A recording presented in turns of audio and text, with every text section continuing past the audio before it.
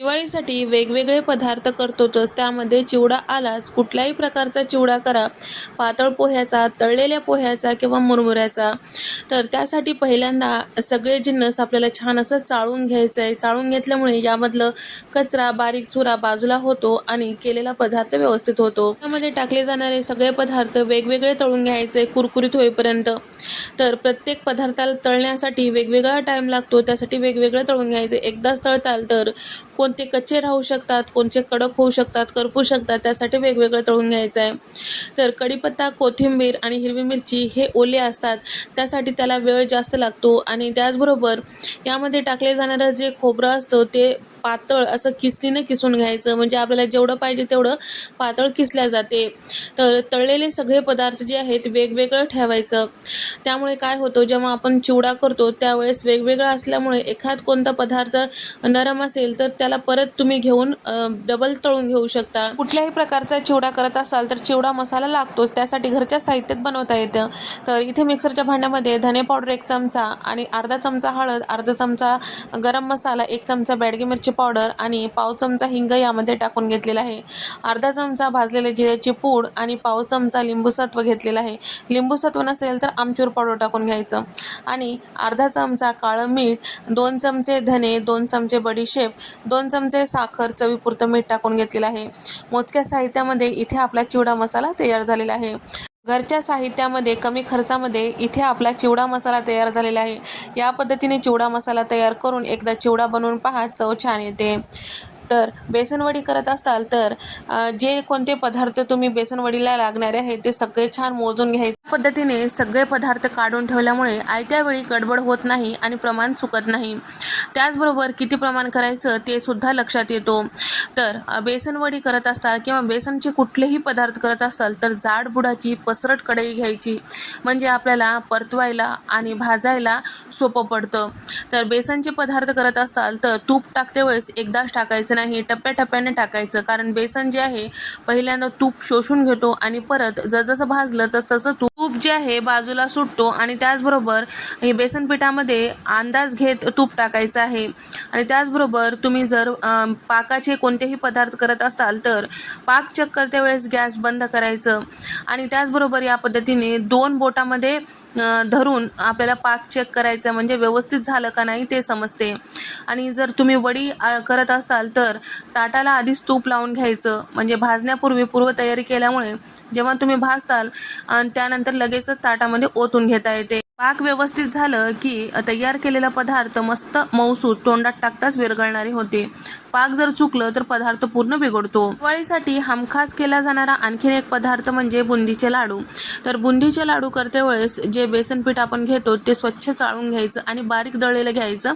आणि त्याचबरोबर या बुंदीला छान कलर येण्यासाठी पिवळा कलर किंवा हळद वापरायचं, म्हणजे बुंदी दिसायला मस्त बाजारसारखी दिसते. तयार केलेलं जे पीठ आहे ते या पद्धतीने चाळणीवर टाकून पाहायचं. व्यवस्थित एकसारखं जर त्याची बुंदी पडत असेल तर आपलं पिठाचं आणि पाण्याचं प्रमाण छान व्यवस्थित झालं असं समजायचं.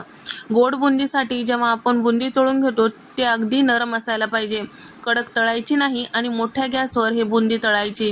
तर या पद्धतीने जर करताल तर बुंदीचे लाडू अचूक होतात. आणि त्याचबरोबर पाक चेक करताना अगदी एकतारी पाक हलकंसं जे बनतो त्या पद्धतीचा पाक असायला पाहिजे, म्हणजे बुंदीचे लाडू व्यवस्थित वळल्या जातात. बुंदीच्या लाडूसाठी आणखीन एक महत्त्वाची गोष्ट म्हणजे पाक तयार झालं की तयार करून घेतलेली बुंदी जी आहे गरम पाकामध्ये टाकून घ्यायचं, व्यवस्थित मिक्स करून झाकण लावून एक 5 मिनटं याला बाजूला ठेवायचं, म्हणजे व्यवस्थित वाफल्या जाते आणि पाक छान शोषून घेतले जाते. कोमट गरम असते वेळेस लाडू वळून घ्यायचे या पद्धतीने. आणखीन एक गोष्ट म्हणजे खारी बुंदी किंवा तिखट बुंदी करायची असेल तर जेव्हा आपण बेसन पीठ घेतो, साधारण 3 कप इतकं बेसन पीठ घेतलं तर त्यामध्ये साधारण 4 चमचे इतकं तांदळाचं पीठ टाकायचं, म्हणजे हे खारी बुंदी किंवा तिखट बुंदी जी आहे छान असं कुरकुरीत होते. आणि बेसन पिठाचे कुठलेही पदार्थ चाळून घ्यायचे हे महत्त्वाचे आहे. तर तिखट बुंदी करते वेळेस थोडंसं मीठ आणि हळद टाकायचं, त्यामुळे दिसायला छान दिसते आणि चवीला छान होते. तर त्याचबरोबर जेव्हा आपण हे बुंदी तेलात गाळून घेतो त्यावेळेस झाऱ्या या पद्धतीने पुसून घ्यायचं आणि पालतं ठेवायचं, म्हणजे छिद्रामध्ये पीठ जाऊन बसत नाही आणि आयत्या वेळी गडबड होत नाही. तर जेव्हा आपण तिखट बुंदीसाठी बुंदी तळून घेतो छान कुरकुरीत तळायला पाहिजे हे लक्षात ठेवा. लाडूसाठी अगदी नरम तळायची आणि तिखट बुंदीसाठी किंवा खारी बुंदीसाठी बुंदी जी आहे थोडीशी कडक स्वरूपाची तळायची. आणि त्याचबरोबर तयार करून घेतलेले बुंदीवर सगळे कोरडे मसाले टाकून छान व्यवस्थित मिक्स करायचं. आणि त्याचबरोबर थोडंसं यामध्ये आमचूर पावडर टाकल्यास चव छान येते. दिवाळी म्हटलं की आणखीन एक गोष्ट लक्षात येते ते म्हणजे काटेरी चकली. छान कुरकुरीत झाली तर सगळ्यांना आवडते. बिना भाजणीची करा किंवा भाजणीची करा, त्यासाठी पीठ जे आहे जास्त घट्ट ठेवायचं नाही किंवा अगदीच पातळ ठेवायचं नाही. आणि तयार करून घेतलेला पिठाचा उंडा जेव्हा आपण या पद्धतीने तिमून घेतो, सोऱ्यामध्ये टाकते वेळेस छोटा भाग करून त्याचं परत एकदा छान तिमून घ्यायचं. म्हणजे थोड्या थोड्या प्रमाणात तिमून सोऱ्यामध्ये भरताल तर पीठ जे आहे त्याला चिकटपणा येतो. आणि जेव्हा आपण सोऱ्या किंवा चकलीचं मशीन वापरतो त्यावेळेस पहिल्यांदा तेल लावून घ्यायचं, म्हणजे पीठ जे आहे व्यवस्थित यामधून सरकल्या जाते. आणि त्याचबरोबर जेव्हा आपण हे पीठ तिमून घेतो, चकलीच्या पात्रामध्ये किंवा सोऱ्यामध्ये जेवढं बसेल तेवढं एकदाच लांबट असा आकार करून त्यामध्ये भरायचा, म्हणजे जेव्हा आपण चकली करतो त्यावेळेस तुटत नाही. तर या पद्धतीने एकदाच टाकल्यामुळे छान असं व्यवस्थित चकली तयार होते. आणि चकली तयार करते वेळेस या पद्धतीने छोट्या प्लेटा घ्यायच्या आणि त्याला तेल लावून घ्यायचं, म्हणजे चकली व्यवस्थित आपल्याला यावर तयार करता येते. आणि जेव्हा आपण तेलात सोडतो त्यावेळेस व्यवस्थित असं उचलून टाकता येतो. तर या ठिकाणी चकली करते वेळेस घाई गडबड करायचं नाही. आणि त्याचबरोबर चकली तयार झाल्यानंतर त्याचा टोक जे आहे छान असं चिटकवायचं, म्हणजे तेलात जेव्हा आपण हे चकली सोडतो त्यावेळेस याचा टोक बाहेर निघणार नाही. चकली तळते वेळेस तेलाचं तापमान मध्यम गरम असायला पाहिजे. आणि जेव्हा आपण कढईमध्ये चकल्या सोडतो जास्त प्रमाणात चकल्या ज्या आहेत टाकायच्या नाही, नाहीतर तेलाचं तापमान कमी होतो आणि तेलकट असे चकल्या तयार होतात. तर या ठिकाणी चकली तळते वेळेस सुरुवातीला आपल्या चमचा वगैरे लावायचं नाही. जसं हे तळलं तर त्यावेळेस तेलाचे बुडबुडे कमी होतात आणि पलटून घ्यायचं त्यावेळेस. आणि पलटून घेतल्यानंतर सुद्धा दोन्ही साईडला छान लालसर होईपर्यंत तळून घ्यायचं. जेव्हा चकली तेलात बसते म्हणजे खालच्या साईडला जात राहते त्यावेळेस समजायचं की आपली चकली छान तळल्या गेलेली आहे, कुरकुरीत झालेली आहे. छान अशी काटेरी कुरकुरीत चकली करण्यासाठी या टिप्स फॉलो करा. त्याचबरोबर कुठल्याही प्रकारचे तुम्ही शंकरपाळे जर करत असाल गव्हाच्या पिठाचे किंवा मैद्याचे, तर त्यासाठी प्रमाण जे आहे अचूक घ्यायचं, म्हणजे एकाच वाटीनं मोजून घ्यायचं. वाटी वेगळी ठेवायची नाही. ज्या वाटीने आपण दूध, तूप, साखर मोजून घेतो त्याच वाटीने पीठ सुद्धा मोजून घ्यायचं आहे. मैद्याची शंकरपाळी करा किंवा गव्हाच्या पिठाची शंकरपाळी करा, तूप जेव्हा आपण मोजून घेतो त्यावेळेस वितळून मोजायचं आणि त्याला छान कडकडीत गरम करून पिठावर ओतून घ्यायचं, म्हणजे पीठ हलकं फुलकं होतं. मैद्याची शंकरपाळी किंवा गव्हाच्या पिठाची शंकरपाळी करते वेळेस पीठ जे आहे तिमून घेतले तेव्हा थोडंसं घट्ट तिमून घ्यायचं आणि पाती जाड लाटून घ्यायची. तेलात जेव्हा आपण हे शंकरपाळी सोडतो त्यावेळेस मध्यम तेल गरम असायला पाहिजे. कमी गॅसवर हे शंकरपाळी तळून घ्यायची. सुरुवातीला झाऱ्या लावायचं नाही, थोडंसं तळल्यानंतर छान आलटून पलटून लालसर होईपर्यंत तळून घ्यायचं आहे. शंकरपाळी तळते वेळेस गॅसचा फ्लेम कुठेही मोठा करायचा नाही. सुरुवातीपासून शेवटपर्यंत गॅसचा फ्लेम कमीच ठेवायचा आहे. शंकरपाळी तळते वेळेस जेवढं कढईमध्ये मावतील त्यापेक्षा कमी टाकायचं, म्हणजे याला फुलायला जागा राहतो. त्याचबरोबर तुम्ही जर तिखट शंकरपाळे करत असाल तर त्यावेळेस कोरडे मसाले पिठामध्ये टाकल्यानंतर व्यवस्थित मिक्स करून थोडंसं हातावर घेऊन पाहायचं. तर पिठामध्ये जर कमी जास्ती काही वाटत असेल तर आपल्याला त्यावेळेस ॲडजस्ट करता येतो.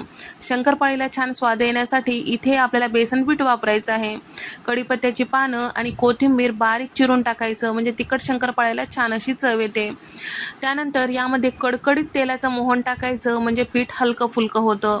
आणि या पद्धतीची शंकरपाळी करत असाल तर थोडंसं दुधाचा आणि थोडंसं पाण्याचा वापर करायचं किंवा पूर्ण दुधाचा वापर केला तरी चालतो.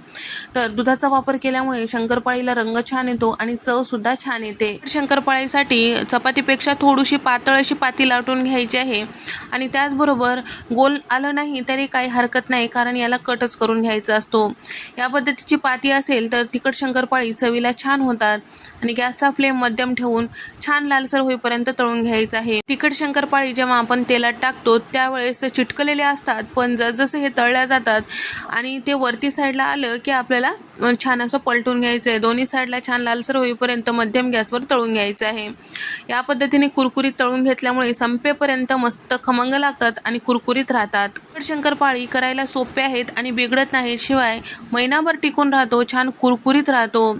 तर दिवाळी म्हटलं की आणखीन एक पदार्थ घराघरात होणारा लाडू. तर जास्ती घाई गडबडीत असाल तर पाकाचे कुठलाही टेन्शन न करता बिना पाकाचे रवा बेसन लाडू करायलाही सोपं आहे आणि त्याचबरोबर पदार्थ सुद्धा बिघडत नाही. तर बेसन पीठ भाजते वेळेस सुरुवातीला कोरडं भाजून घ्यायचं, म्हणजे तूप टाकल्यानंतर फारसं वेळ लागत नाही आणि तूप जे आहे अंदाज घेत टाकायचं आहे, एकदाच टाकायचं नाही. तर बेसन पिठाला सुरुवातीला तूप शोषून घेतल्या जाते आणि जसजसं भाजते तसतसं तूप जे आहे बाजूला सुटते. रवा बेसन लाडू करत असाल तर बेसन भाजते वेळेस तुपाचा वापर जास्तीचा करायचा आणि रवा भाजते वेळेस कमीचा करायचा, कारण बेसन पीठ बारीक असतो, ते बुडाशी करपू शकतो. कुठल्याही प्रकारचे लाडू वगैरे करत असाल तर कढई जी आहे जाड बुडाची घ्यायची, पसरट घ्यायची, म्हणजे आपल्याला परतवायला सोपं पडतं.